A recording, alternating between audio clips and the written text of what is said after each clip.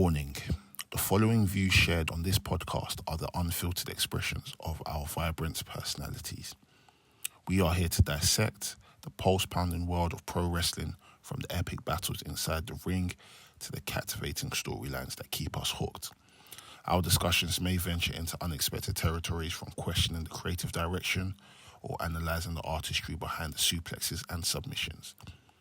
Please understand that we aim to entertain, educate and engage.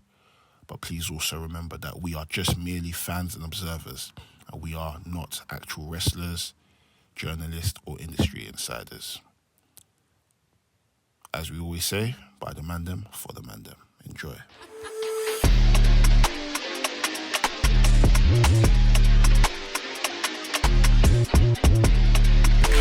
Episode 225 of the Wrestling's Podcast. Let's fucking nice!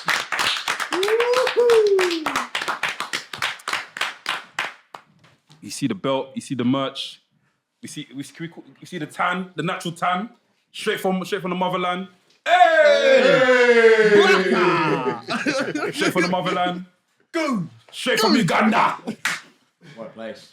TMT World Champion. Yeah. You see the merch on the table. Tate Mayfairs. Let's fucking nice! God bless. Thank you for having me. Man. All good, bro. We're all good. We're all good. My coach now. My coach now. I don't know how to mention that. But yeah, Tate, man, special to have you back, man. Obviously, as you, people probably know, like, as you know, months, years ago, us and Tate had a little argument. Blessed it, and now we're best of friends. There we go. Thank you for having me. Yeah, all good, bro. All good. And I just, like, as much as I love you now, I still would have taken you all on Owens. I would not proved it. A year undefeated at Progress Wrestling, undefeated in singles action, TNT World Heavyweight Champion, the most legitimate world champion in wrestling today. Most legitimate champion in professional wrestling today. This belt has been defended in more countries than any other world championship currently held. Like I heard. So. I can even see Uganda right here. And this, Honestly, Africa's right. Am I lying? I'm lying. Camera on this. There's even some Ugandan dirt on it somewhere. There you go. Yeah. There you go. Getting a good cleanup, but yeah, it's been a wonderful run. We've known each other for a little while now, and I've helped train a couple of you. Bro, yeah, man. Yeah. Oh, do you know? Are we allowed to talk about that? Can we talk about that? I can talk. Yeah, can you talk about it? I'm gonna say, like, Tate's one of the best people I've, like, because I've had various coaches since that, and Tate's one of the best person that's coached me during that whole run. I think the way you teach people in terms of like character and persona in moves is what's made me now go to these sessions now and try to emulate that. So, for example, I remember we had a session where he was teaching me how to kick to the gut, and the persona that he added to it was like, I don't know. It's like do you know what The Rock does? It's like bang, like that. Oh shit! It really helps a lot. It really helps a lot. So I'm just giving Tate his flowers here and say that he's one of the best in the country in terms of coaching and wrestling as well. And I'm just waiting for that day where you're like, Mandem, I'm going to the States to wrestle forever. Do you know what I mean? Wrestle for a long time. I'm doing this in the States because I feel like you need it, man. You're proper good, man, at what you do, bro. God bless. Thank you so much. I know, it's good up, as they say. I know I spend a lot of time, you know, in the ring, on the microphone, on social media, giving myself the props and all the rest of it. But you guys have been really nice, and I've seen the clips that you've said on podcasts where I haven't been here, and you've said really wonderful things about me. So I really appreciate it. And it's not. Look, I want to say this. I want to say, just for the record, we're not saying this because we're cool and we're friends like that. But I'm sure outsiders looking in, I've already told you many times where my old boss used to come watch hustle shows, and the first question he was asking me is, what craziness did Tate do this time? Yeah. What did he do this time? So it's like, keep watching too. There you go, man. So it's like, yeah, man. We're not saying it's crazy. And you talk about the US. Obviously, I had my first trip out there. Yes, you did. We were there. Briefly though, I wish we got to hang out more. I was in had some things going on. Let me tell you. But I had some things going on. I was like, boy, it's good to see you. I got to fucking run. Man, I said, do you want a drink? I was like, no, I'm all right. Then Tate done this. You know what's just how walking past. I was like, yeah, that was jokes, man. But yeah, so I did that for the first time. And now you talk about going out there full time. Let's see, like I've got things in motion. So I don't know. I've still got this thing here, but it's a world title too. Yeah. So God bless. Good up, baby. I know we haven't done an intro yet, but how did you find American crowds? It was good, yeah, man. I mean, the thing is, it was. Can I lean back like this? Yeah, it's right. Yeah. So it was progress at the collective, GCW collective, right? And like, I think that there's no better company and crowd and like hype around the company up like GCW. They're like I think they're ECW of today. Yeah. You know what I mean? If not bigger, like I don't have the exact numbers and figures right, but like I think that they sold more tickets than ECW did at the Hammerstein or whatever. That's crazy. And so they're serious, right? So that we were fortunate enough to be a part of the collective, and that crowd is fantastic and awesome. Like it was a scramble match, and the microphone sucked. I don't know if anyone saw. You done well. Yeah, you done well. To keep going. Man. So basically, I don't know if you've said before, but Tate was basically cutting a promo with his entrance coming out and just trying to get heat. And as he's cutting a promo, the mic kept on clipping. So like it'll clip like he'll say, look, and after looking around like this, looking around like that, and people were booing him, and it worked. But it's like when SoCal Val started doing her intros, and it's like kind of for her, and I was like, it's not gonna work for her because she can't do what Tate does. Right. I mean, but other than that, you carried it well. So it was good. God bless. Yeah, thank you. So your question was how the crowds? Yeah, they're wonderful. They're lovely, and I look forward to doing more, man. Yeah. Like, We need you out just there a a bit little more. slither. How do you guys find Mania in its entirety? I guess you've gone over it already on the podcast, but like, LA was what's your biggest thing or your biggest takeaway? LA was much better, and they should never do Mania in a cold city again. Can we just agree that like Philadelphia is a shithole? Do you know what it is? Oh, okay, Philadelphia, is weird because you'll go some places where it's like, yo, this place looks nice. You go down the road and it looks like one haunted house. Yeah. Bro, it's like Disney haunted. Yeah. Like I can't explain. That's what we said. Bro, it feels Said like it it's a was like Disney Halloween film. Town. Halloween Town, yeah. It's so weird because like I don't know, as a Brit, like you get on a plane, especially like you spend a long time on a plane. Yeah. You normally like turn up somewhere where you're like, wow, beautiful. You turn up there and it's like, this is worse than the worst parts of England. You would have hated LA. You would have hated downtown LA because hey, Del can tell you don't have his first experience. He told us something personal. Literally, I got there maybe a day or two before everyone else. So I was just settling in, just looking at the town, just walking up and down. Went to 7-Eleven to go get some groceries. And as I'm walking, a Zackhead, a homeless man, came up, like, just stood there and he looked at me and was like, I see something in you, man. I said, what? I see something. I just walked away. I was like, this is fucking weird, man. He could have been your agent, man. See Hollywood. He wanted to agent something. It wasn't. Yeah, but it was shit. And also, I don't know about you boys, but like Philly cheesesteak, I really thought it was gonna be something good. It was like, Where'd you get Philly cheesesteak from? I did get it at the collective thing, but That's why. You needed to go to the real shop. I saw like what did I watch? Like Logan Paul and his friend Mike like did a vlog, and they went to like a good. Cheesecake. It looked the same, man. That meat looks all. Do you know? Is the problem? Nasty. Yeah, like, the problem is the cheesesteak is that What is it that? does. It really does. It's very stodgy, and when you the bread is very stodgy, and it's like the hoagie bread. That's like Bruv, I could make a way better. Like I've made really good steak sandwiches. Like I could do a banging one, like a nice hard baguette. Apparently, it was meant to go to a cheesesteak that had like a Caribbean infusion, so it had like jerk chicken, chicken cheesesteak. Apparently that was the Had spot. what else is it? The guys prawns, steak, actual. But we couldn't go there because the next day we're flying out, and apparently over there is like West Philadelphia, born and raised. It was an actual hood. So apparently if we went there, would have to be like a bit wary because it does get cracking on. We walked through some dodgy parts of town. I don't know if I should. Okay, I'm gonna say it. So we're on night one, and we would go to a bar, go to another bar, and they're like, Where is it? Sorry. in Philly somewhere. Wait. I don't know. I'm trying to think. If it's West, it might be West Philadelphia. Well, I think we went through it because, like, basically we got kicked out of these bars. They were like, "Oh, we're done," and we're like, "Right." Ricky Knight Jr. goes, I've got a bar, follow me. And everyone's like, where's he taking us?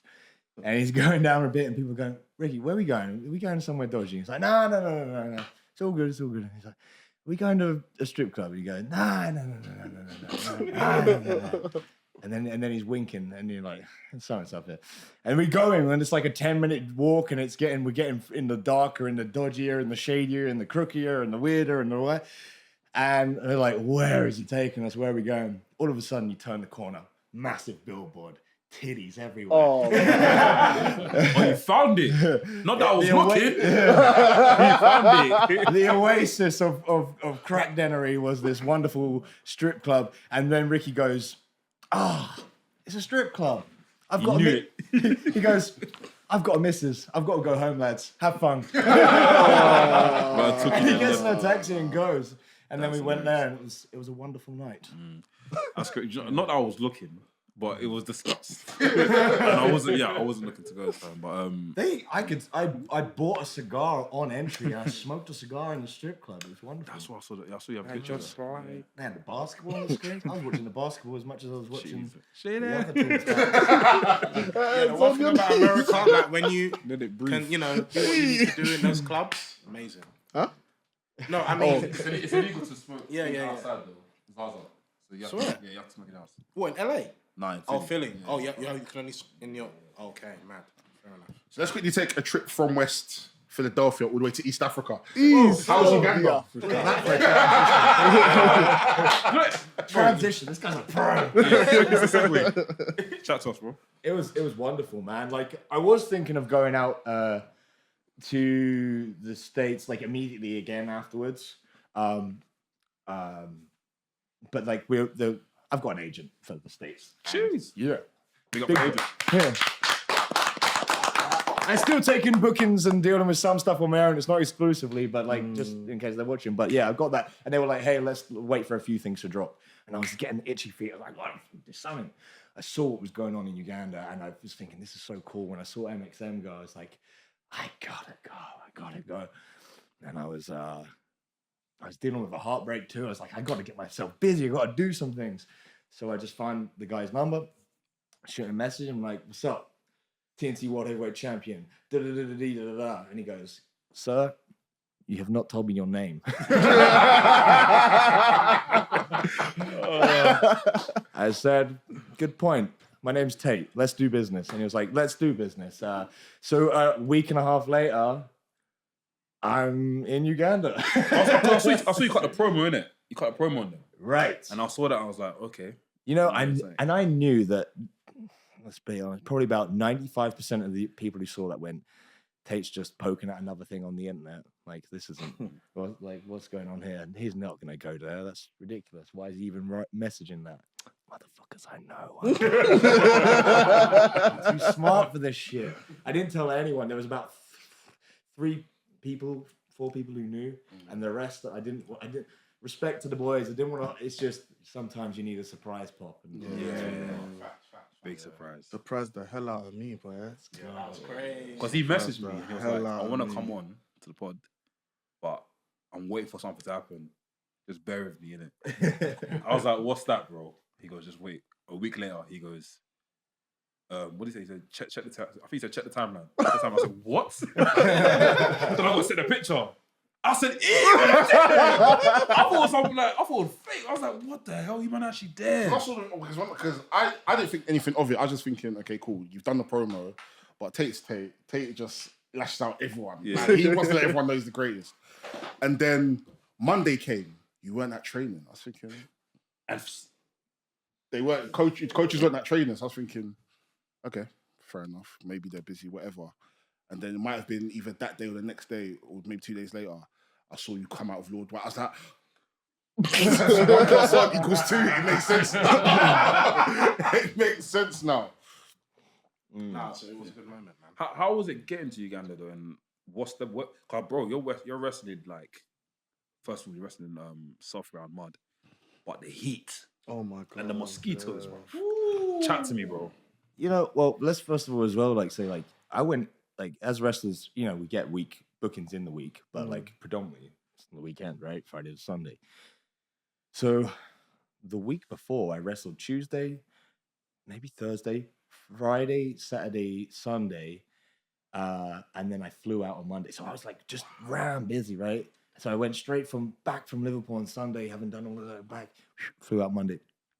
And then as soon as I landed on the Saturday, I got home, had a shower, changed the bags around, got back in the car and went off to another booking. So it was like right in the middle of all these stuff. So it was lots of fun. What was it like there? What was the journey like? That was a journey. Oh, the journey. So it's like, flight was it? it's like 11 and a half. You can't get a direct. As much as I'd always try and Where'd you get a stop off at? direct. Rwanda. Oh, Kigali, Rwanda. I've got my hat over there. Kigali. It's wonderful, man. Like Kigali's beautiful, bro. Like, but the way out there, like, was literally airport transfer, like 1 hour thing. The way back, though, I almost like planned it like almost like a mini little holiday where I had like 12 hours in Kigali. Okay. So like I got like I went out and enjoyed a bit of that. It was wonderful. The weather was wonderful. It was really, really nice. I've been to Dubai and I've been to India, countries that are like really hot, and like I was kind of expecting that. The heat was there, but the air is so fresh. that's one thing about Africa. So wonderful, bro. I can't lie. bro. When you go to the sticks, like being- in Africa, if you go back to the village, bro, the air. Really? It's nice. It's wonderful. It's so nice. I didn't feel too hot at any time. I just felt like in my element, man. And like I've like I never wear sunscreen. Maybe I should. Like I like don't have problem with the It's sun. good for you. Just sunscreen is very important. Yeah, there's a song about it, right? Yeah. Don't forget the ones. Well, I just don't. But I was fine, and I don't really get bit much either. So You can get a bit much. yeah, I think I might move out there. You know. Yeah, my hair, man. Yeah. What was it like, meeting the kids and like even the match you had as well? The match you had with Jordan Naveen. That boy is incredible. But yeah, talk about how like it was meeting the kids and meeting the whole SGW and the whole experience. Again, so here's like the difference between like the work and the truth, right? Is like, yeah, Mayfairs, cocky, loves all the I turned up there, bruv, and it was like as soon as I get out the car, oh my god, so lovely to meet you. Like I have like a wave of, and it takes about 5 minutes of like everyone like beaming and smiles, like handshakes, hugs, like so happy. People were so happy to meet me. I had a coffee in my hand, and as I was getting rushed, coffee got knocked out my hand and like flew into the car. This is the first time I've mentioned that. So if he sees the pro now, that's where the coffee's came from. I'm sorry, Bumbash. But yeah. And then I'm like, get through the hellos, and I get my bags up the back, and they take the bags off of me, and they're like, they want to carry it instead.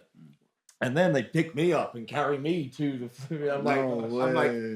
This is uncomfortable. Like, I love the attention and the put over. Like, it's what we work for. But anyway. Then I gave a little immediately. I get microphone put in my hand, and they go, "Give us a speech." So I give a speech and and tell them how impressed I am, and all of us are, like whole wrestling industry worldwide, really impressed and inspired by everything they're doing there, and basically what my intentions were to help train them and teach them things and bring them up to speed, to give them a match that would break history and help elevate. If you wrestle one guy and there's nothing you can train someone, right? And you can learn things, but being in the ring and having an actual match with someone is like one of the biggest, fastest learning experiences, things you can have. So imagine when I was coming up, 3 months of training, you could get 3 months of training or 6 months of training, knowledge and experience from just having one match with a guy who's way better than you. It just sinks in a different level. So I knew that having a match against 2 people over there would help them exponentially, and then they're also able to push that out to all of their friends and community, right? So that was cool, and they were so wanting it and willing for it. There's no egos there at all. They just want to learn and be good.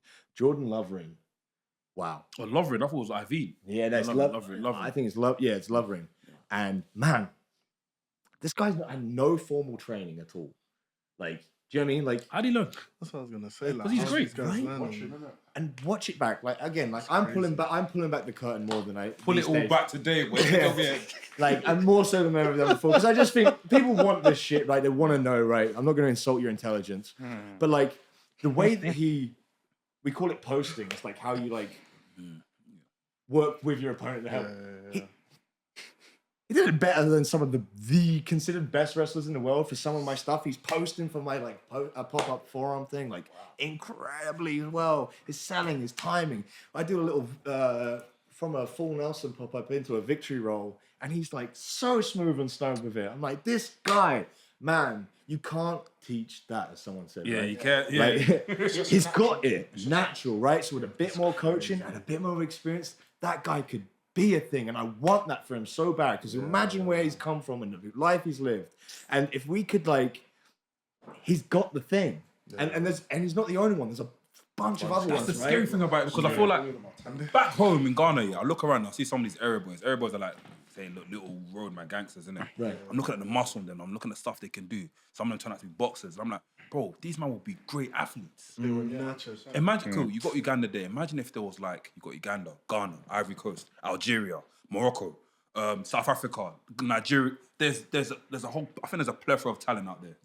Honestly, and it's scary, bro. And you just need one guy to break, right? You just need one guy to come out and get on TV or get over on the indies or whatever, like, and then basically that opens up opportunities for everyone else who's already currently doing it. It inspires a bunch of other people all around there, and then you've got a hotbed. Look at the UK. Like, when I started when I was a kid, once every 10 years there'd be a UK guy who would be 6'5" and like once every 10 years there'll be one guy who got through. And now, like, after basically Spud, I think after Rockstar Spud, then you get Pete and Tyler and everyone, and now there's half the fucking roster is British guys. Yeah. So come on, let's get someone like. I'm getting Imagine what would goosebumps. happen, bro. I was gonna ask. It's gonna happen, man. I was gonna ask. So obviously you mentioned like how welcoming they were. What's something about like the community that that Softground have built that you feel like other wrestling companies across the world should implement, like in terms of the environment they've cultivated? I've always said since day one, you have these really good. You come out, you sit there quietly, and then you come out with like the really like interesting and deep. Thank you. Like good questions, man. What is it? And I pause because it's harder to answer, I guess. What is it that they could?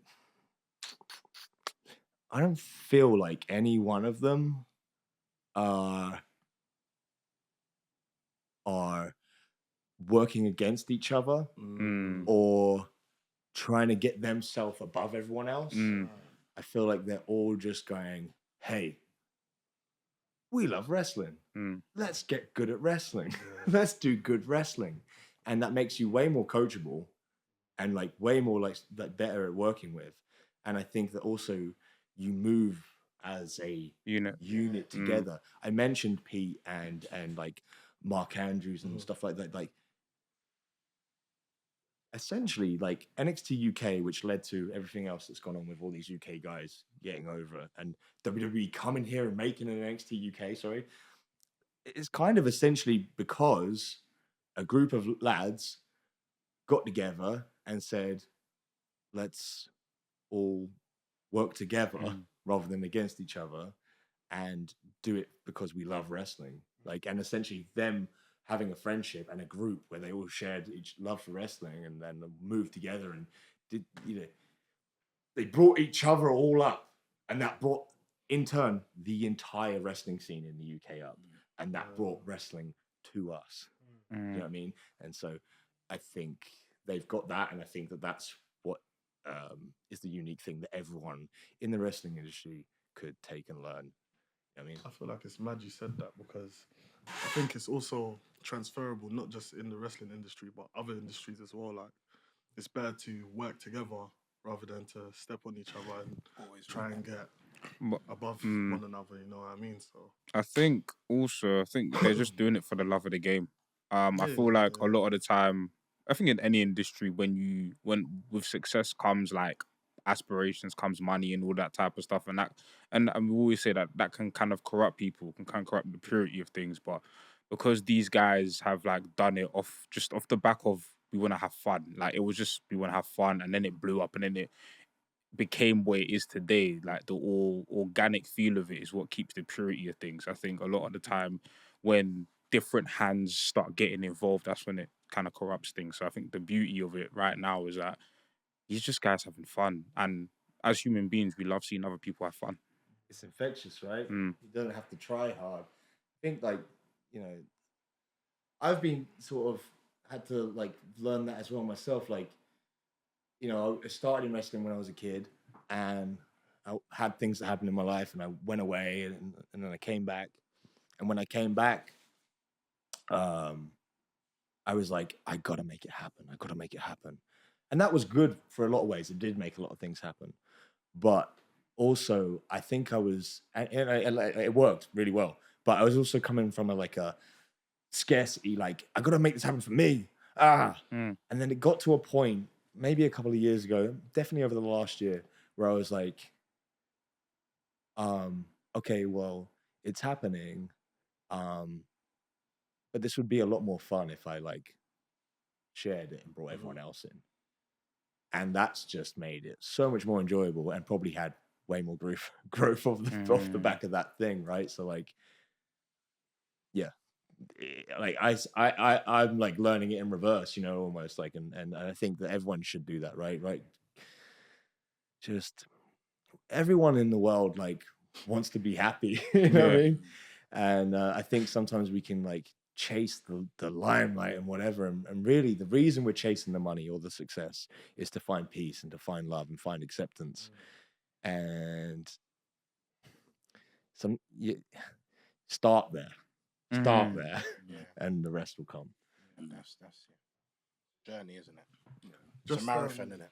Just obviously we've spoken about travel, spoken about how you found it in Uganda and whatnot. What was it like from a wrestler's perspective, actually wrestling on the mud? Yeah. Soft ground. It's funny because when they showed you walking in the ring, yeah. Watching with his ring gear, but they really No, can't see I got boots in it. There's no way he's going to wear his The white boots, that's what I'm saying. Not the new Where ones. are the gold beats? So I was like, where the gold boots with the tassels from? I didn't see it and I was like, okay, cool, it's game time, this is real. It's not the CGI because he thought it's in the mud. CGI. Bro. Yeah. Good point. Like the boots was the first thing I was like, when I went, so I did bring them. Oh, you bought them? Because I was thinking like, shouldn't I? Did I bring them? I think I did. Anyway, I was like, how should I engage with this? Yeah, I did bring them. And I was kind of thinking like, well, I'll get to the end. But when I went down to look at the ring for the first time, I was like in my trainers, and I was like, can I go in? Oh, whatever. And she was like,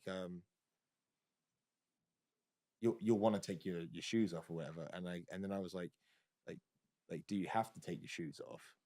Not like there was but like I was trying to work out if that's like a rule of the thing. And her response didn't necessarily say either way. But I decided that I feel like the law of soft ground should be you don't wear, you get it's they call it grounding in like the hippie world, right? You like you walk barefoot in the earth and you get like connected to the earth. I think there's something really special and passionate about that and powerful about that, especially in fighting when when you go deep in the psychology of fighting and stuff. Like, there's something about, I really love the idea of like, hey, if you want to fight here, you have to be barefoot, connected to the earth, and then we're gonna fight. And especially the dirt of it all. I just thought, that like I think the law of soft ground should be the law, LORE. Maybe even the LAW Both. should be that you should be barefoot in it. And so I was worried about the gear, but I was like, I got to. That's my brand, right? I got to wear the nice gear. Experience, What was it like? Well, I wrestled. Yeah, it's given away some. The second match just got released. It has. Yeah. Oh, so it's already out. Street fight. It's the Street fight. I know. for the world title. Yeah. Okay. All right. What's his name? Anowai? What's it? It's like it's harder to pronounce. Yeah, I thought it was Hawaii, but that's things there. That's I said The Rock and JAE so it's so good. Bro. That's next month. You see Real Thunder, pow! So good. Chelsea Black could have been Africa, fam. Yeah, good. So I had 2 matches. So it's not a spoiler. I had 2 matches, and the first one, Mud was fantastic, incredible. It's like, it's you can see it in the footage. It's a bit softer and it's a bit flatter. Then the next day I come.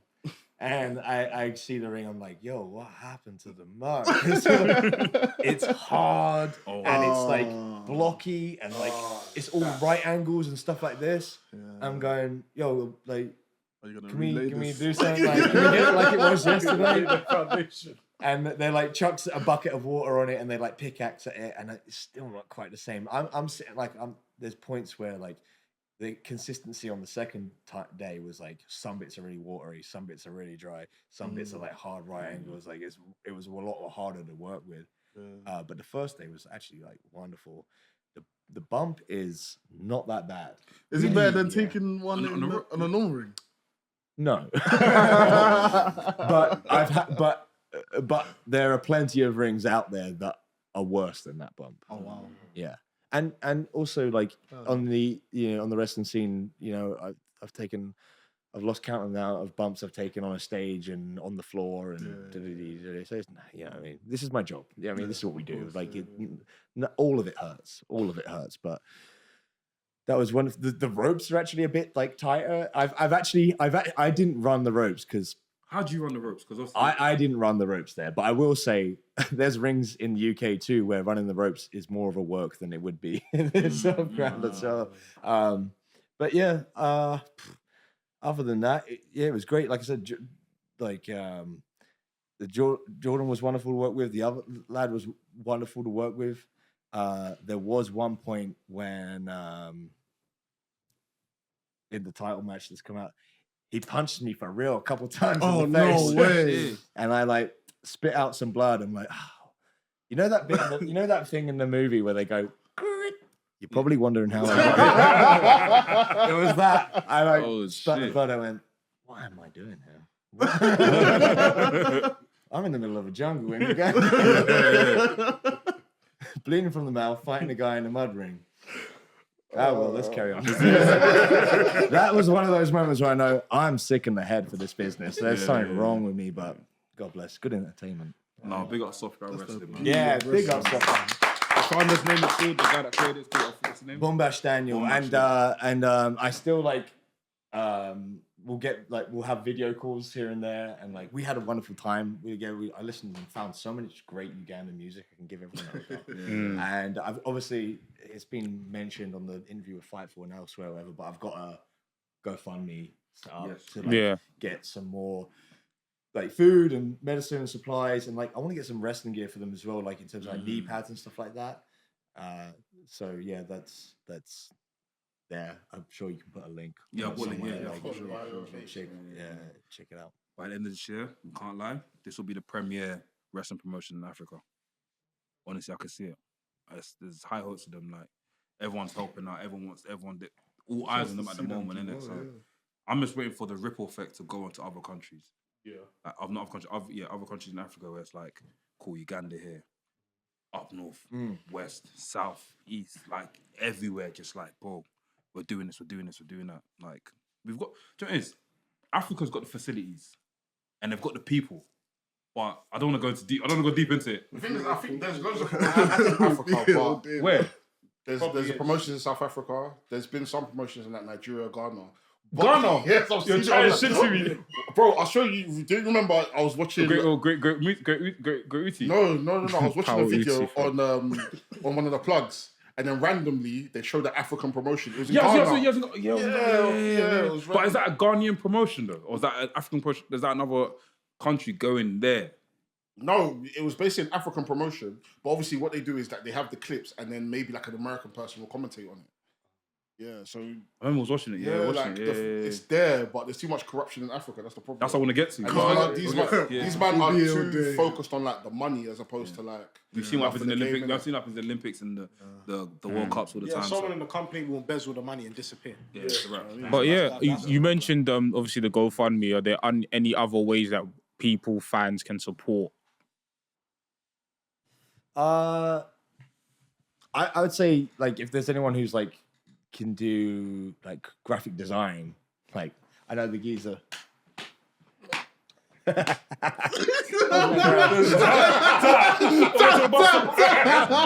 on the real, if you want to do something good, start there, bro. Why don't you do that? You could do it yourself, bro. I'll make him a graphic. I'll make him a graphic center. I'll send I'll make an animation, an intro video for them. I think anything like that stuff that's like it's like we take for granted and we do a bunch with the UK promotions. If I could, Yeah. I'll literally go there and film the vignettes that I filmed for you, bro. Oh my god, they Do you get what I mean? So sick for them, yeah. Nice spotlight, bro. Come on, epic. Come on. Are we seeing the visuals? Are we seeing the visuals back home? And the sun, natural light.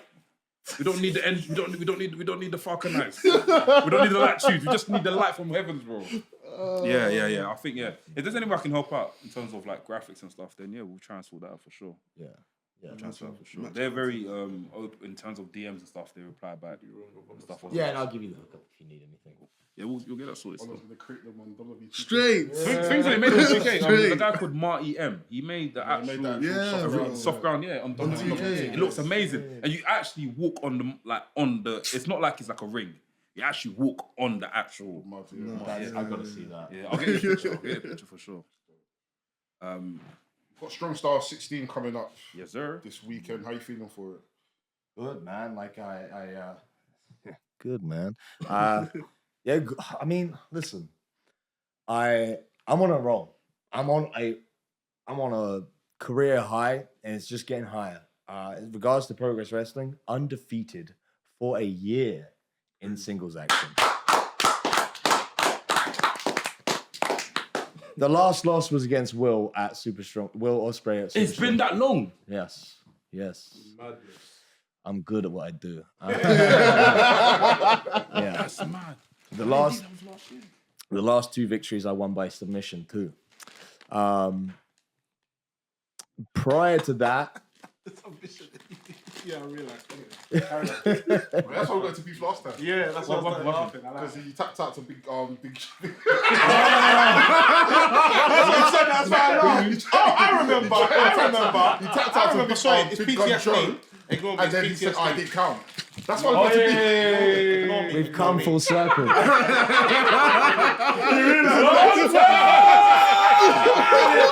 Storytelling. No, wait a minute. It's just mind games. Mayfairs is holding down like Ambush is holding ants, fam. Yeah, I tapped out. I didn't count.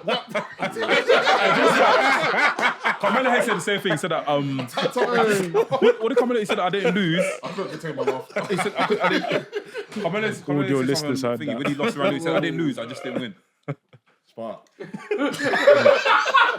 I didn't lose. If no one reacted, you would have made me look mad. I can confirm that the other one did, when I lost by submission didn't count, but these ones did count. These ones really did count. Yeah.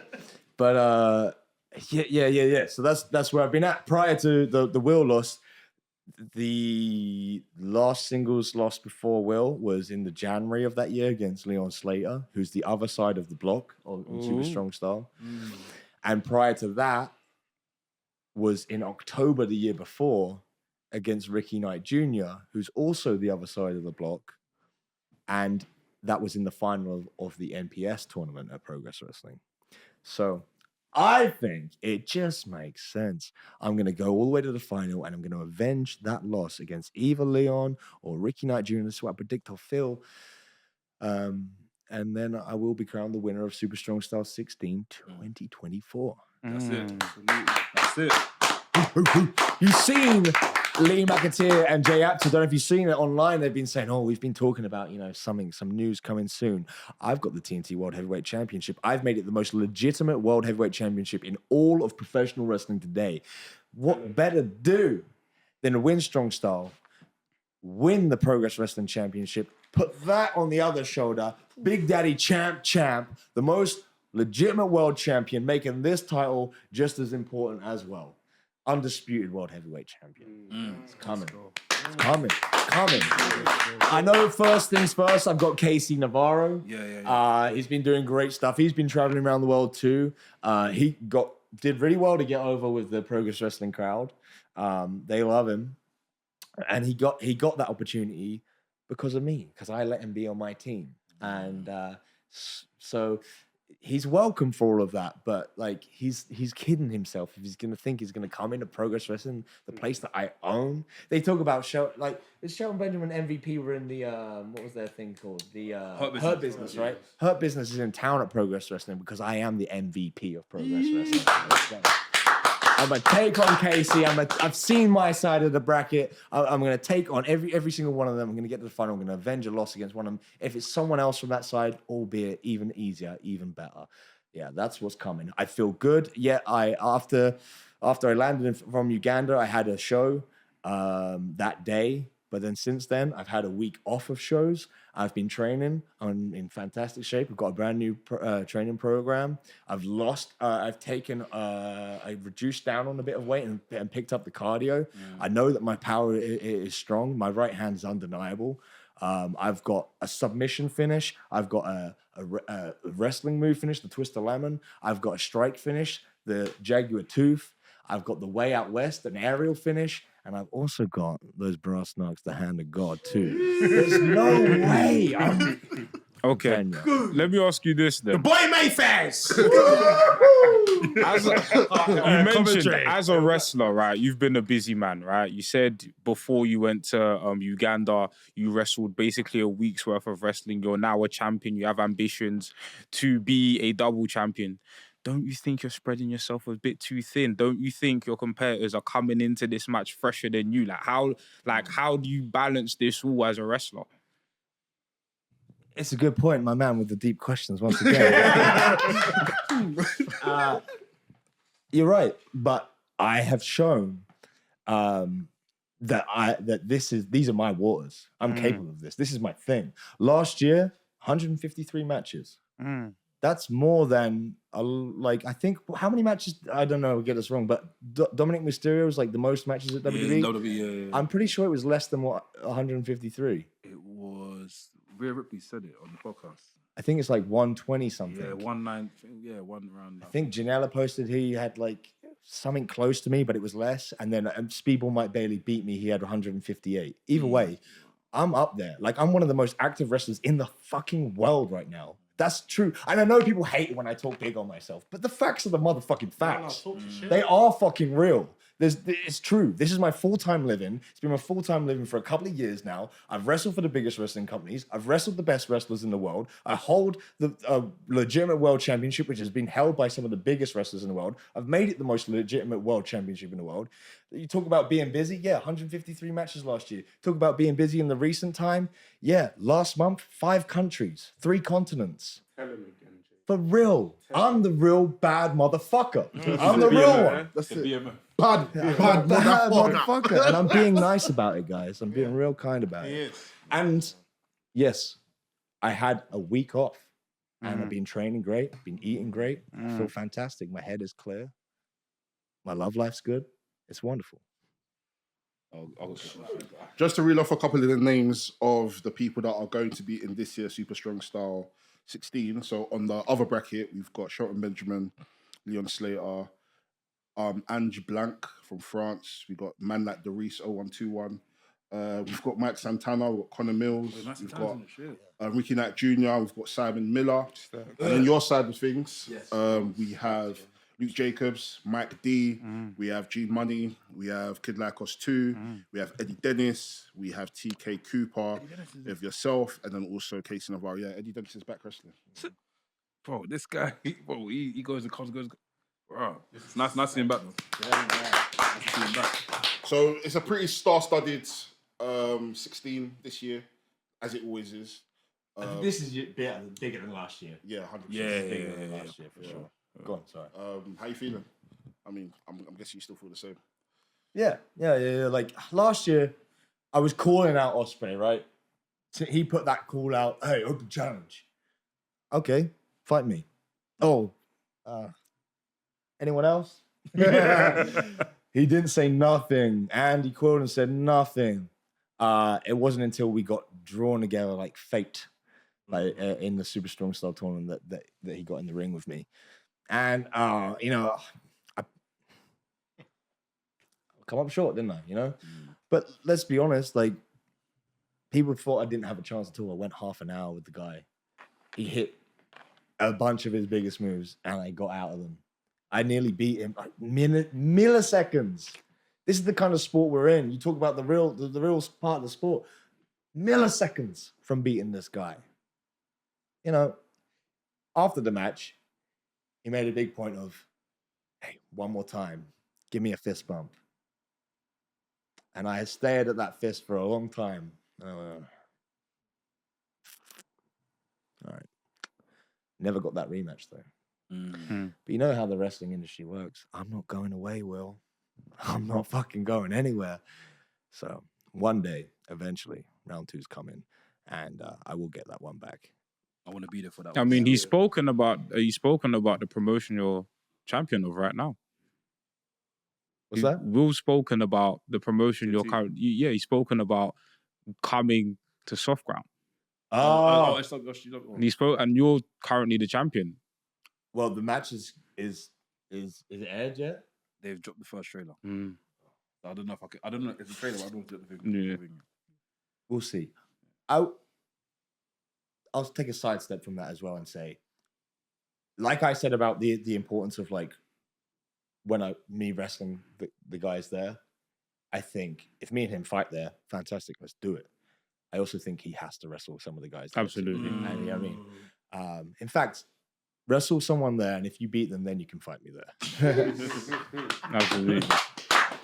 But I will say this as well, is like for truth as well. Like I don't know, like I did actually speak to him a little bit about it, and hopefully he does go out there because I think it'll be incredible experience for him, and I think it'll be so phenomenal for everyone there. Yeah, so absolutely. hopefully he does do it. I think that'll be awesome for everyone involved. I'll be lit.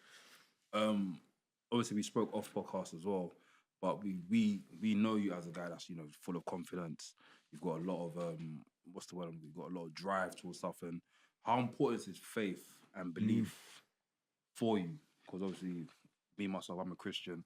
The Mandem here are Christians as well. Yeah, talk to me a bit about your faith and your beliefs and stuff. That's wonderful, man. Faith is really, really important to me. I don't know how much time we've got here. We got time. We got time.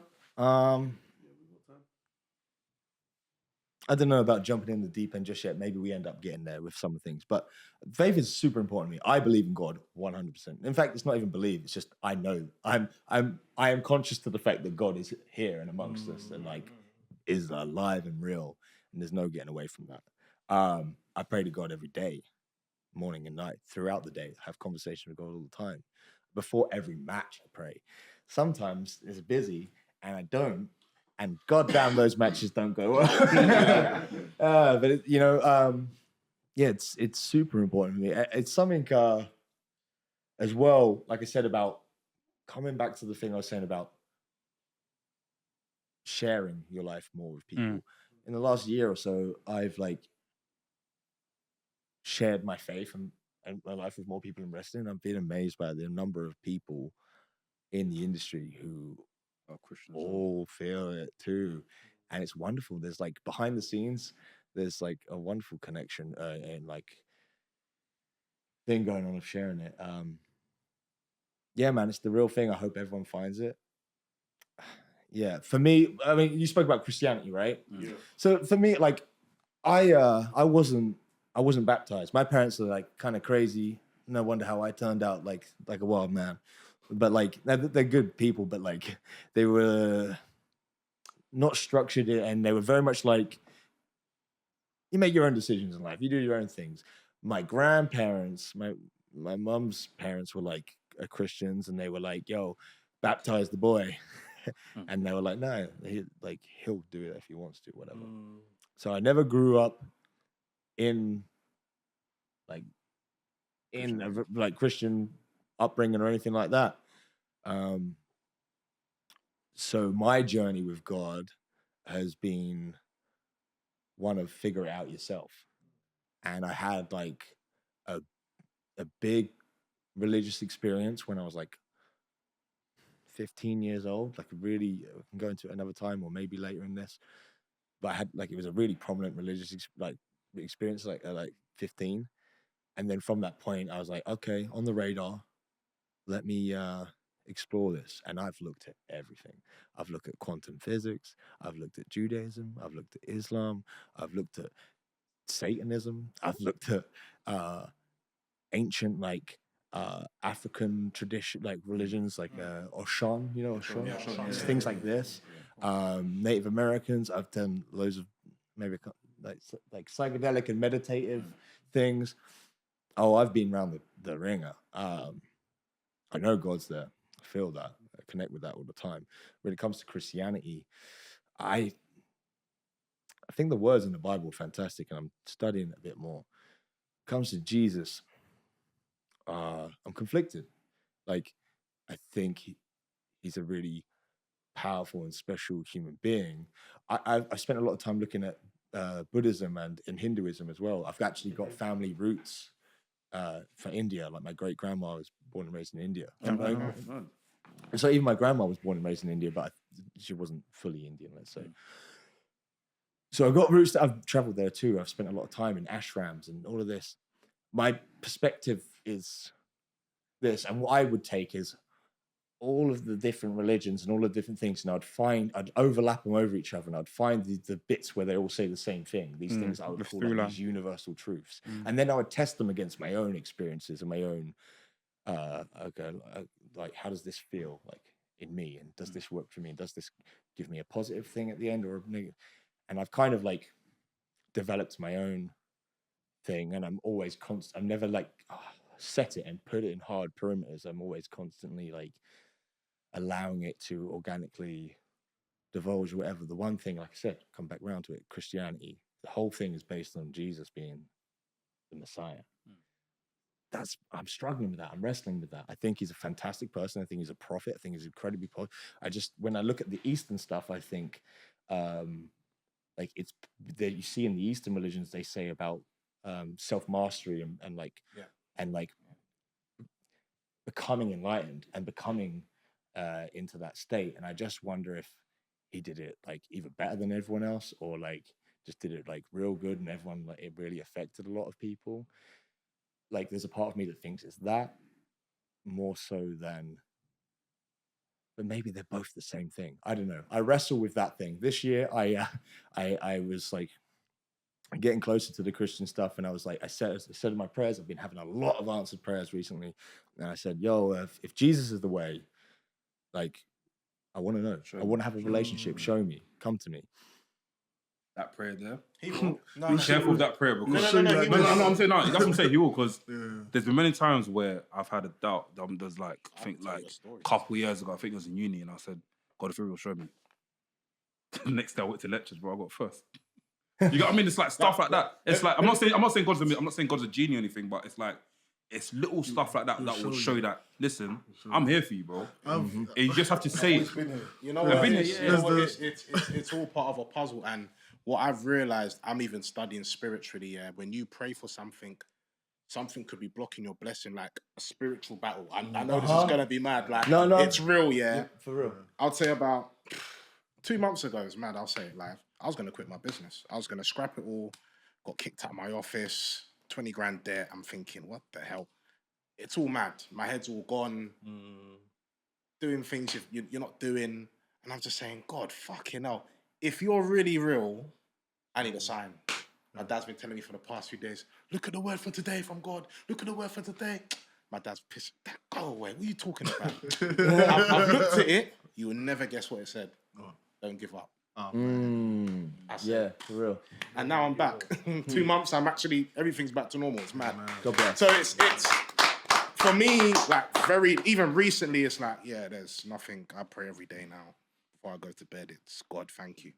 Bless me more, bless me more, bless me more. Bless me more. Right. And like you said about, like, be careful how you pray. Like, be very particular. Like, there's certain prayers. Be particular with your words. I believe there's another prayer as well. It's like There's another prayer as well, yeah, where If it's this like, person's not for me, remove them. remove them from my life. That prayer there, it actually worked. Like, it's not like a G, it's not like a magic spell, but it actually is real. There's certain things you say, because obviously God has given us the power of words, and these words mean everything. In the beginning was the word. There you go. So if you say something, it will come to pass. So there's certain things I love to like proclaim upon my life and speak to God and tell God, please, Lord, bless my life, bless my house, cover my whole house, just bless it, please.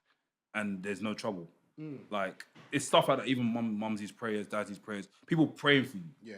I pray for my friends all the time. I think parents. I pray for my friends all my time. I seriously think parents' prayers. When our parents think pray for about us, it's special. I think about that because I think they're different. my grandma prays for me every day, and I'm like, God bless. What's gonna happen when she goes? Like, I don't know. it's real. Like, That's why. I think That's why a lot of the prayers. times your parents will say to you, "I can pray for you, but it's not enough. You yourself, you have to do the pray. prayer." Yeah. faith without works, isn't it? Yeah. Faith without works is dead. I've always said, like, I remember, it's not like, obviously, I believe my grandma was obviously, she's always been there for my life and whatnot, and just prayed for me whenever stuff. But I remember, I said this to everyone. I think I told you this though. You was in my house that day. You came to my house the same day in uni. I saw my nan. Oh yeah, I remember you telling me. She yeah, died yeah, yeah. that day, Oh, and I saw my nan in my room. Bro, I swear to you, bro. You awake? So I was sleeping, but I was awake. And I was laying down in my bed, and my door was ajar. And in my door, my nan used to wear, like, you know, the African like an African attire, the gown. She was wearing it, and she was in front of my door, and she was standing there like that, watching me. And I was looking at her, I was like, what? And I couldn't move. So, like, once I've woken up now, I got a missed call from my mum, innit? So I called my mum, I was like, Mum, what's going on? Came to check in. Grandma's dead. Yeah, she came to Grandma check passed in away. quickly. I said, what? I ran downstairs. I just stood downstairs like this. I was like this, rocking back and forth. I was like, bro, I've seen her. I saw my grandma before she died. Yeah. She came to And check in. I remember that day, everyone was playing 2K downstairs. So I literally had to join in. I was like, I told Jordan, I was like, bro, I think I just saw my nan, you know. He goes, where? I was in my room. He goes, bro, she don't live. I was like, bro, I swear I saw her spirit, bro. No, It was literally there. So the stuff like that, I just believe that, cool, if your parents do leave the planet, they're still going to be with you. It's an angel, do you know what I mean? And it's like, your prayers, the prayers that they're still doing will still, you know, help you out and be there for you and that. But yeah, man, I believe it's important. I got to follow up with that bit though, right? When I was saying, oh yeah, show yourself, right? I'll come. So then I get a message on, and someone says, hey, I'm doing a Bible study. Do you want to come? I was like, okay, cool. So I do. It's like a Google Meets like thing, and then like they're asking me more. It's more. There's a few people there, but they're focusing mainly on me. And I was like, "Yo, like, don't make it all about me." And then they're like, "Nah, it's just because you're new." Like, so, and we're bringing you in. I was like, "So we do one? Do you want to do one next week?" Yeah, sure. Let's do one next week. When are you free, Tate? Like, it doesn't make it about me. It's like, no. We want to. Okay, do a second one. Again, more focused around me than anyone else. And then they go. Right, next week, I want you to write out all of the sins you've ever committed over the entirety of your life. Whoa, Who said relax. This is the people that push people away. Yeah. They're scaring people. Stop scaring people. And I was like, I don't know. And they all kind of went a bit weird. And I was like, right, well, maybe I'll let you know. Yeah, man. I was like, right, I gotta look this up. Yeah. Typed in the name of it. 5-star review or 1-star review? Yeah. 1-star review, avoid, cult.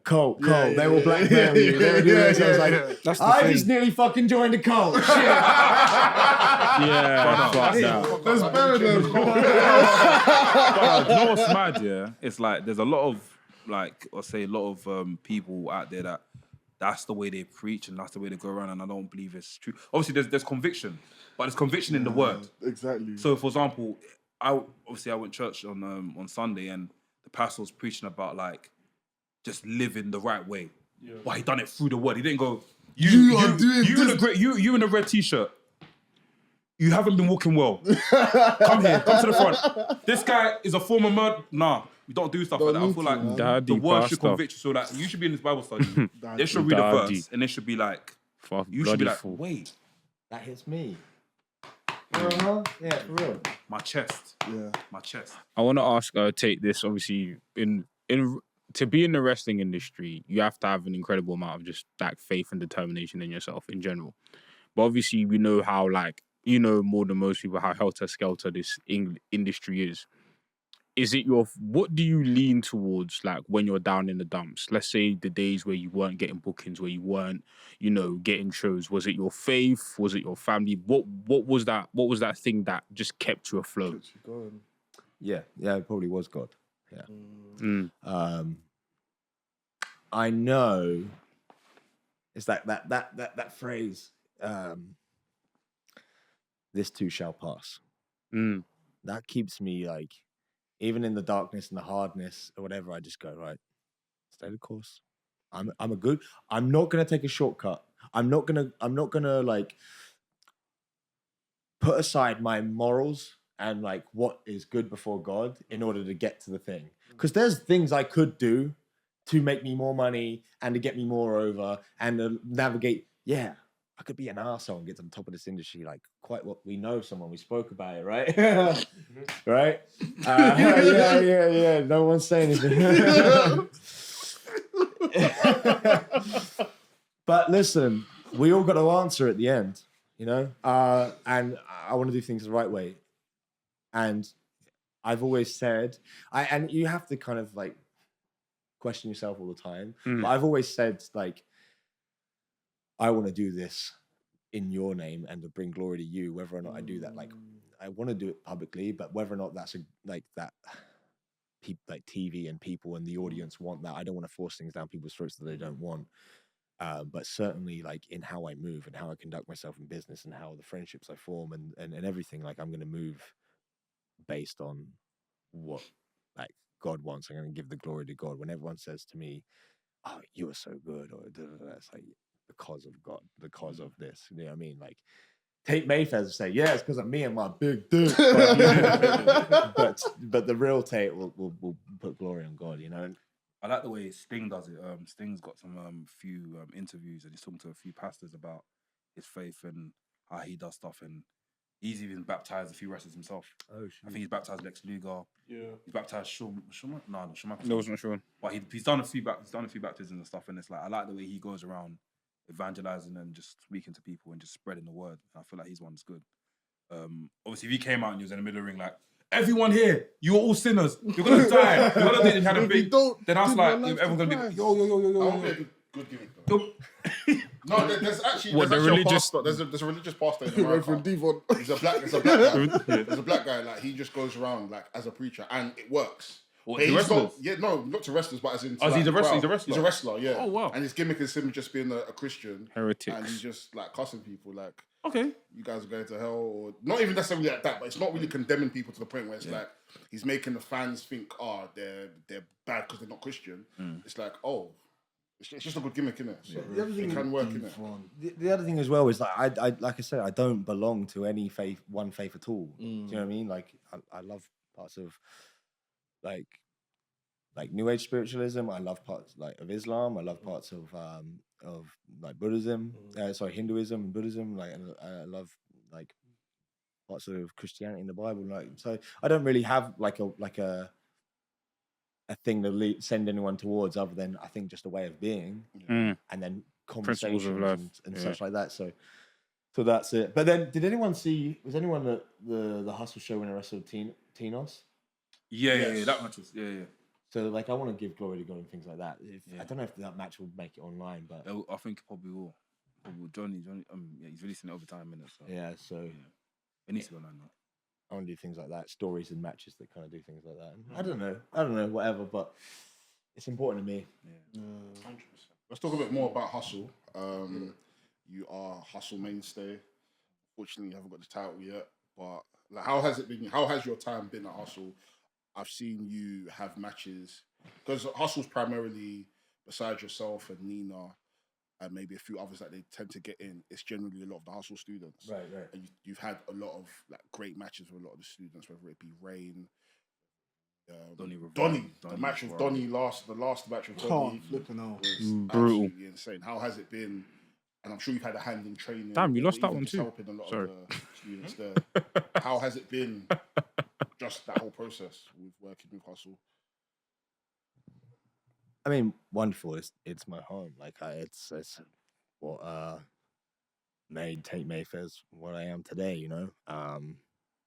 So that's it. Like that is what it is. And the thing is, as well, God bless, is that not the best crowd and wrestling show experience in Europe or in the UK? I swear to God, when I first came to Hustle, I think that must have been like my first wrestling show. I think obviously you man invited me. Best first experience as a fan you can ever have in the UK. Yeah, the best. That's amazing. Title to title, like that's fine. Yeah, I've had wonderful matches there. I think also the cameras as well. I think it's Andy Ward. Oh, Spine Master. Really good. Spine, such a good He's job. great. So good. He's great. On captain. every level, like the writing, the crowd, the matches, like everyone has a place on the card and does their job, and it makes for a really perfectly show. Like it's the working together for the benefit of everything. That's what I was going to say earlier. Hustle generally feels like everybody wants to push Hustle. It's not necessarily I'm the best or because Rocco is the champion, we're going to all push Rocco. It's like, no, even if I'm the champion, we're all doing this together collectively to continue pushing Hustle. And that's what it feels like. And it's like, the shows aren't, it's like a monthly thing. So it's just the wait for each mark to happen. It's like, fuck, I actually can't wait. And it's like, even if, like, sometimes if you miss one show, it feels like, you've missed like 10 episodes. When I missed that show for my anniversary and I came back, and you might like, bro, you missed the best match ever. I was like, bro, fuck. Don't tell me that, don't tell me that, bro. You know what I mean? So it's like, some of your favourite moments in Hustle, you guys? Oh, favourite moments. When Tate, balcony. When Tate faked his injury. That was my first show, bro. Holy smokes. I think Rain winning the title. Rain winning the title was incredible. Rain winning the title was incredible. Bro, I think, look, I've already said it. I've said, you can see my reaction. The genuine, I felt elevate. I felt like my body's gonna elevate. Yeah. I've never felt so happy for someone. Like I thought, I'm not comparing anything. Yeah, you see when Kofi Kingston won the title against Daniel Bryan, I felt like that. I was like, oh shit, she's done it. You lot didn't know she was gonna win. I didn't know. Yeah. I didn't know, so my head was gone. Yeah, Rain winning the title. When Johnny told me, I was like, I didn't know. I wanted to be surprised. I didn't want to know. It was like, you're calling it, so you have to know. You might as well start doing what Samantha Irvin does. Honestly, she literally does not listen to. She doesn't know who's gonna win. Nothing like that. I think my favourite is definitely the one with Tom Scarborough. That's a pleasure commentating that. That was the match against Tom was I think an underrated moment was the all-out brawl in the arena. When everyone just started fighting, and then Derek was like, what the fuck's going on? But I have a question. Tate, how come you never got involved in any of that? Like, everyone's scrapping, but you weren't there. What is this? Oh, that was the contract one. Nah, this was... Yeah, it was for the contract. No, he was in a program. He was in a program with... No, but there's been two. There's been two like battle royals when everyone's just scrapping in the ring. But that's been both for the... I think that's been both for the contract, isn't it? Okay. Contracts. So he was in a program with... I think it was Rain them times. Okay. I can't forget. The best match in Hustle. That fatal four-way. Rain, Rocco Garcia, Cassius... Oh, they done shield powerbomb in the crowd. Oh, yeah. Oh, and Mateo. There was Mateo. Yeah. Shield powerbomb in the crowd. Powerbomb in the crowd, bro. Crazy. And also, I think the birth of Rocco Garcia's faction as well. If you go, I think... I can't lie. Wood Green. That actually started in Wood Green. Wood Green days, bro. I can't lie. The birth of that... My favorite hating moments when Rocco Garcia lost. The hater in me was like, finally, like enough, like get this guy out of here. Like Rocco, Rocco's an amazing champion. Do you know what it is? Yeah, do you know what it is? I don't know if you man for me. Yeah, no, he's amazing. No, but but it doesn't have to be something. Rocco, that champion, He's a goon. When what? Freddie Blackstone's a goon. Romano's a goon. Nah, bro. They're all goons. Simple. When Rocco lost, for my Game of Thrones fans, when Rocco lost, it felt like when Joffrey Baratheon died, bruv. I was like, finally, bruv. For my Game of Thrones fans, you will know that reference. It's Tate and it's Rocco. Those were my two favourite. But I do say it. When I'm actually speaking on commentary, I say, the boy, I'm really like emphasis all the time. It can't be fake. I love hating on Tate on commentary. It's hilarious. When you're coming Hating on Tate on commentary is hilarious. When you're coming down the stairs, Sam literally looks at both of us, smiles. He's like, it's time. I love the way I have to. you You're incredible. Holy smokes! See, I missed that one. I missed that one. Am I allowed to say this? You go ahead. I don't know if I'm allowed to say this. It's your podcast. It's our podcast. No, but I don't know if I'm allowed to say this. You're allowed to say this. We can cut it out after. Yeah. The match you're meant to have, the match with Ospreay. Where did you want that match? You wanted that Hustle, right? It was spoke about. Like that was the plan. Are we allowed to say this? Can we leave this in? Yeah, sure, yeah. Like he saw Hustle, right? I think he saw maybe the match with me and it was you and Ovi. And he was like, I gotta wrestle. Yeah, I remember. Oh, he tweeted that. Yeah. So I would have had it anywhere, brother, but fine. I would have rather it not be round one of Super Strong Style. I don't think it needed to be in the tournament. I definitely don't think it should be in the first round if it's going to be in a tournament. But, you know, Simon Miller picked the balls for the tournament. Who knows? But I think it should have just been its own match. Because the build up was there. The vignette was there. What he said was there. A little back and forth on Twitter. Getting to the actual face off would have been amazing. Then Colour Factory would have bro. Shit. The interest was there. It was popping off. Yeah. It had a lot of. We spoke about it when we were filming. It was like, this has to be a Colour Factory. You remember? Yeah. We said it. Yeah, and well, sometimes that's not how the business moves. But maybe it will. We'll see. Is there anyone you would like to face at Colour Factory? That's a good question, right? Because I think the thing with the Colour Factory and Hustle is like that crowd's so unique and different that it like.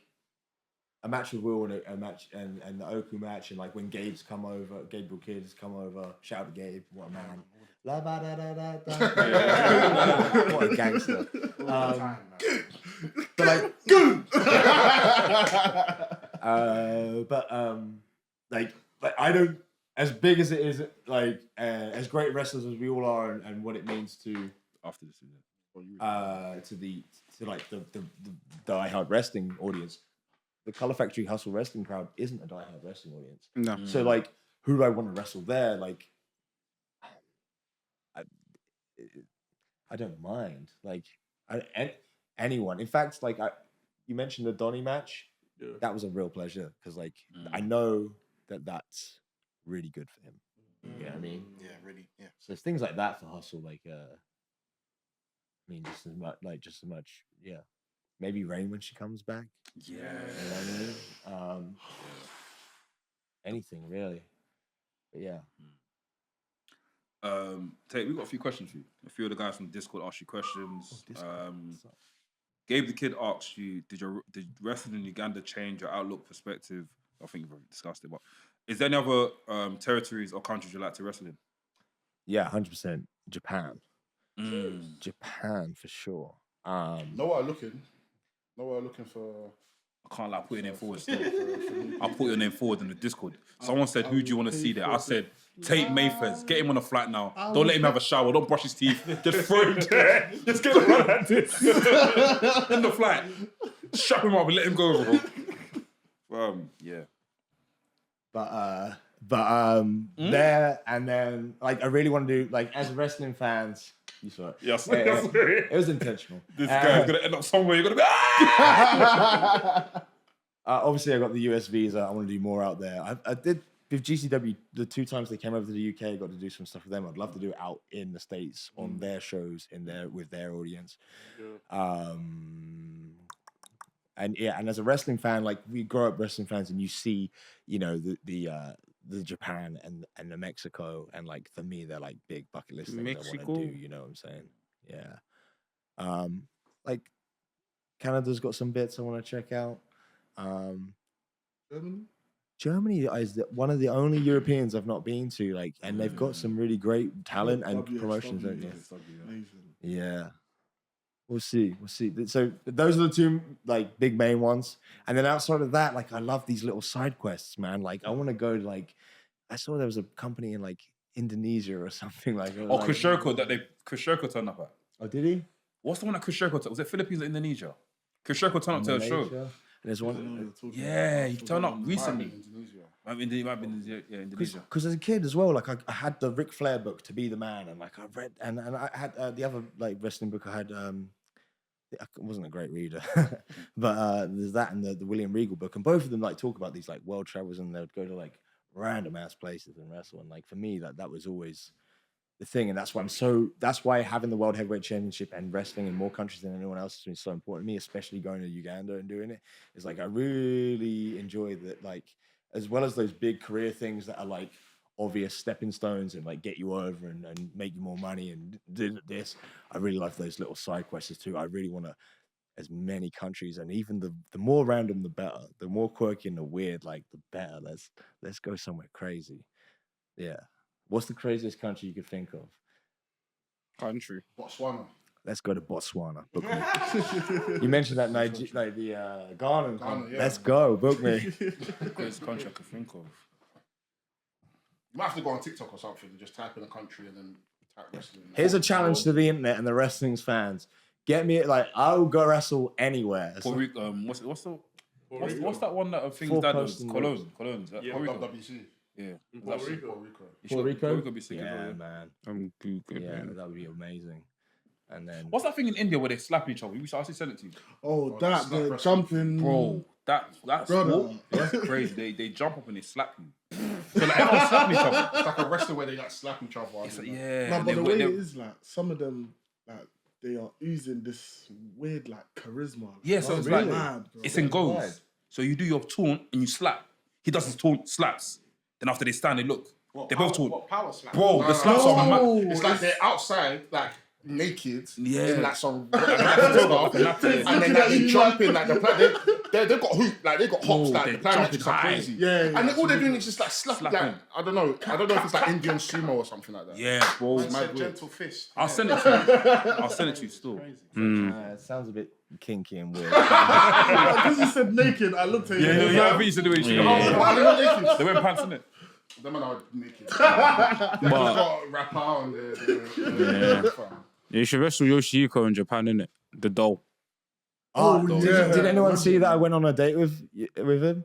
What? Yeah. There's a video on my socials. We had a good time. Yeah. And Mal was like, "Watch out, they're very dangerous." Like, I found out the hard way. Yeah. I've got another question for you from this is from our guy. Yoshiki, if And you're the watching, Vitamano. call me again, baby. I'm ready for round 2. Our guy Man. Curtis, he asked, obviously he asked us again, but I'll probably say no word. He asked, Free when you charge. wrestled in Uganda, how did you feel seeing the growing scene and seeing the content with your own eyes? And what did you learn about the culture being there? It's a culture outside of wrestling, the culture in Yeah, general. do you know what as well, man? Like, they're happier than us. Genuinely. Like, no one's got bags under their eyes. No one walks looking at the floor. No one, and like they've been in some like what we would consider like real poverty, and like we like and like yeah, it's different, man. I think that's a whole other conversation. But I think in the West, like we think we got it so right, but I think we got it so fucking You got it wrong. We need to come back to earth for real. Like, but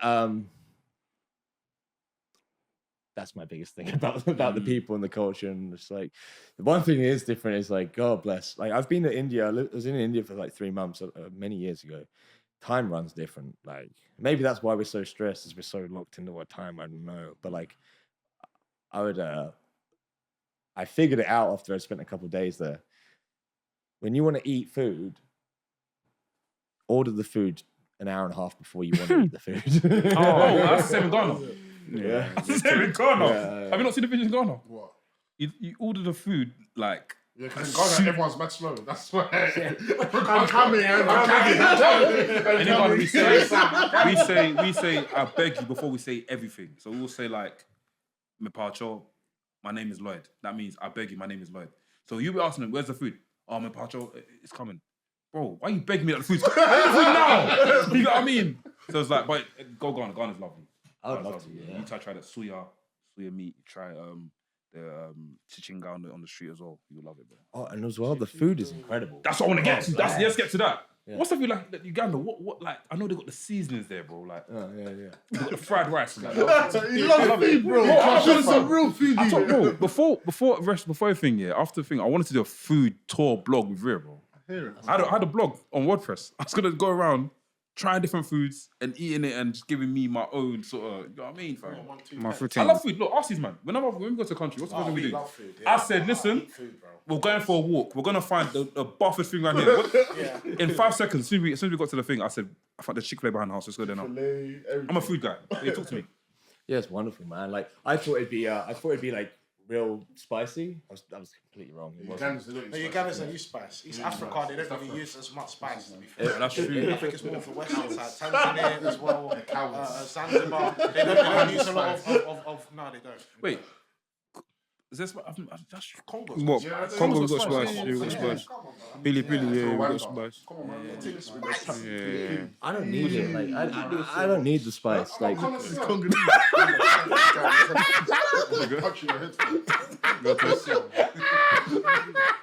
Go on, say what you say. I don't need the spice. It was really nice for me. Like plantain on everything. Oh yes. You know what though? Let me stop. I'm not gonna say. No, that's it. No, it's not every day me be Mr. Controversial because plantain. You don't like plantain? I'm not really a plantain man. Fuck off! No, you won't really catch me if you. I don't really. Nah, you get me. You don't like plantain? Not like that. You don't like. Oh, you don't eat ass, you fucking madman! Wait. That reminds me of this. That reminds me of this funny thing I saw where someone was like, some people eat ass and they won't eat the bruised parts of a banana. This man, yeah. No. You know what it is with plantain, yeah? It's weird. I don't know. I can't have it when it's soft. It needs. I can't. What you have? describe What you it. have? It needs to be hard! No, I get what he means. No. It needs to be Wait, no. See, when I have plantain, yeah. Have you had boiled plantain? I need to have it in the morning. Not boiled. It needs to be fried. Plantain buff. Nah. Boiled plantain is boiled, man. I need to have it with egg. That's what I'm saying. I like the soft. I like the Yeah, but I can't have it with all J rice and that. Nah, man. That's the buffest, bro. No, because Listen the up, egg bruv. in the morning and the onions. Nigerian plantain and gizzard. Whoa, come on, man. Gizzard's amazing. Nah, man. I think the sweetness of the plantain with the rice. It's a. It's a powerful combination. Not disagreeing, but it's not for me. the eggs is enough. You just feel so sustained. Like you feel like this is like everything that I need on one plate. Like, Yeah. Like it's they had this they had the boiled plantain, they had the fried plantain as well, and they also had this like mashed type one, which I'm gonna butcher the name, but it's something like Makana or something. Maybe Because you know every. it was like a mashed like one that was. You know the soups with that. I don't think they don't have soups with. I don't know. I don't think so. It was mainly like so I'd have like that and then like like potatoes and veg and then like big bits of like chicken leg and chicken breast and stuff like that. That's how they do it. And then with you mentioned the chapati, so I was walking down the road and I saw like this ragtag like shed and it's like samosas, waters, Rolex. Samosas. I'm thinking, Rolex is the thingy. I'm gonna get a Rolex here. But, I don't know if it'll be legit or not, but it turns out it's this other dish, which is like almost like an omelette and in a chapati. It's real it's cool. nice. Yeah. Real nice. I caught that when Thing went to Mark Wines went to Summer in East Africa. Oh, you watch him? I love Mark Yeah, Wines. he's sick still. He's the reason why I leave the house. When Him I and go best food reviews. the guy the blonde Yeah. these two brothers. Well, his best food region goes around the world. Yes, bro. Yes, bro. When Mark Wines went to Las Vegas, Nigeria. when Mark Wines went to Las Vegas, he went to the buffet. Bro, I swear this buffet had every single that's meat what you said. under the sun. Where is this in Vegas? Bro, it's in the casino. We will be there. WrestleMania, let's go. Any meat, go, any man. meat that's bro, they've got it there. I think what you're saying. Oh, you think I'm going to go see Cody Rhodes vs The Rock? You kidding me? I'm going to eat that buffet. I'm going to slap that $20 in the guy's hand. Give me 5 plates. Give me that shit. Bro, buffet. Let's do it. Let's do it. I can't wait to do it anyway. I might even smoke a spliff on that man. I need to be filled. I need to be magnified. We'll build it for you, bro. Don't worry. I don't smoke. I want to come hey man, I feel sick, you know. It'll be worth it though. But yeah, Tate, man, it's been a pleasure having you, man. Once again, man. Always, man. When can we see you next? When you gonna next defend this title? Oh, you've got the Strong Style 16 coming up. Super Strong Style 16 this weekend, 2-day event. You better, of course, I'm going to be on both days. I'm winning that whole thing. We've talked about it. There's hustle. 28th. After. Bro, it's crazy. I'm not going to go get my phone, but like straight after Strong Style, I've got like 7 shows in 7 days. Back to back. yeah. It's like busy, straight back in the busy season. And he talked about the TNT World Heavyweight Championship. Yeah, it's like I said, the show, and it ends with defending that title against Connor Mills. Oh wow! At BZW versus TNT. Now, where's that going to be? In Liverpool. Next weekend. We got TNT. Liverpool's just fun. Yeah, I want to go. He told me, I love the Wresthings boys. Anytime they want to come, they've got a bunch. Is that what's the Jay. Jay, yeah, he see He bro messages us all the time. If you Bro. guys want to come. It's like, I want to go, but just I definitely want to make. When is the GCW TNT show? I don't know if they're going to do a GC. I don't know what I can announce or whatever. But BZW. That's the French company, right? BZW? Yeah, Belgium, France. Yeah. So we did a show, a combo show last month. I defended the title against Tristan Archer out there. Great wrestler. I missed my flight. I had to get a second one. Don't worry, we know about PTSD. And wrap up. Sure. Sorry, I cut her off well rude there. I was like, yeah. Sorry. But yeah, we did that. Missed the flight, still made it in time. 20 minutes before doors, gear on, beat Tristan Archer. God bless. Thank you very much. Well, straight back. Huh? Straight back to London. Yeah. I had to stay the night and I went back. But now we're doing a return show, BZW TNT in Liverpool. Mills has never wrestled at TNT, but he has been wrestling consistently at BZW. So despite being a UK guy, he's a BZW guy. And let's be honest, like props to the guy. The guy has gone through like a radical change. Transformation. He's always been a great wrestler. He's become an exceptionally good wrestler. He's a badass. But I've told you, I'm the real bad motherfucker. BMF. And no one's taking this from me. I've made this, like, Gunther's held this belt. JD McDonough's held this belt. Bullet Club Driller Dan Maloney's held this belt. But I have held this belt and raised it higher than all of them put together. This is the most legitimate world championship in the world of professional wrestling today because of me. And as great as Conor Mills is, as much of a role as he's on, I'm going to win Strong Style. He's not. I'm going to retain that title. He's not. The closest he's going to get to it is 2 seconds before the bell rings when the ref shows him it and he gets to have a little look at my baby. You can look at my baby, but you can't take her home. You can look, but you cannot touch. You can look, I just want to see it. I can't touch it. I want to see it. You can't touch it. But yeah, man, Tate, appreciate you coming on, man. Honestly, appreciate it. Can I say something? Yeah. We did not do intros. That's the thing. I'm so happy. I thought I looked this up.